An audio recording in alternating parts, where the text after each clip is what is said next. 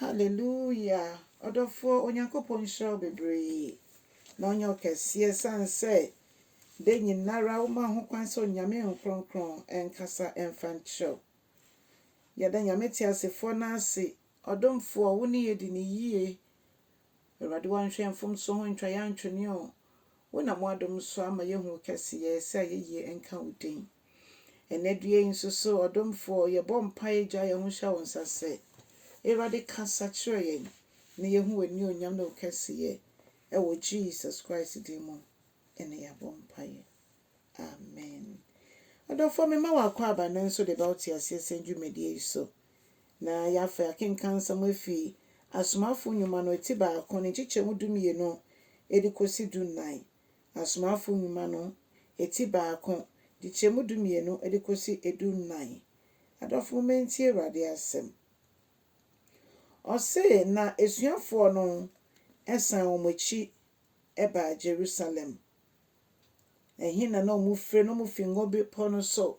Sa abrano no mu ne Yesu akọ ngobi pono so ma Yesu wafro eko esoro. Nefi ehonomo eba Jerusalem no ena eya kwensi baako se de bia meka no 1 kilometer. Na bra omo bedu ye no omo ko omo mpae bobia ho bebi omo bo mpae ye frɛ hɔ no upper room. Na Bible me yati ase say ɛhɔ na omotie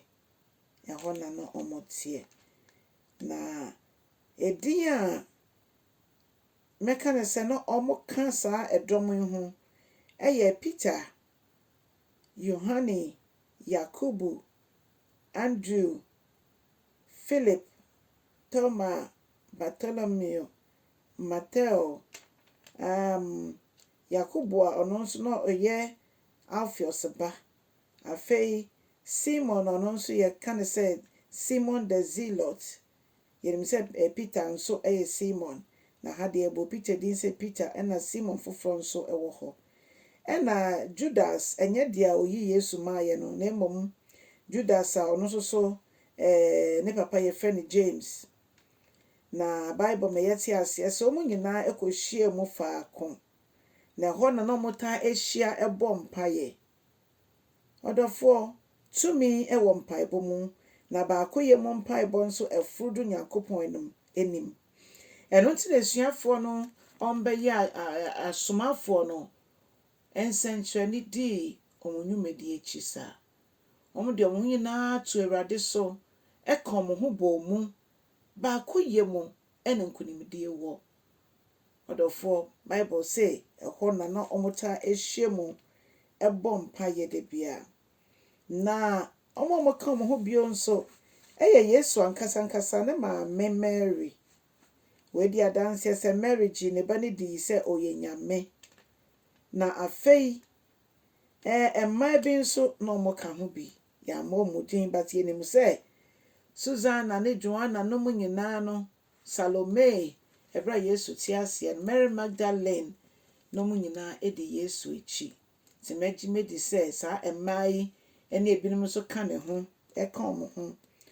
Ansa na Yesu ankasa ne nuanom emmerima no. We di adanse se ebedu beebi no mu nyina ni mpo a ekyirem begidi se oye Nyankopɔn ba. O begidi se Nyankopɔn na wasoma no. E se du beebi no ya no mo piempia ne se kobedwam na koda wo ho adie. Na Yesu akasa mebre nso ye. Na wohwe omokasa mu asabre no na enya de omagine edi se oyo Nyankopɔn eba. Na osanso ye Nyankopɔn. Odofo Baakoyɛ mu o ene ye ka ho asem. Ti etimi ya baako Awurade mu a bibie ni ho ye ya enye yie. Ebisa abosomsomfo akabrechie honhom ene ehomfi nyina omo hu se omo ya baako a omo di nkonim. Inti mama yenso enya baako se ye gidifo. Na tumi onyame di ama ye na ebru tumi nyina so. Na yentimi mmomu na yenji wiase emfama Onyankopɔn.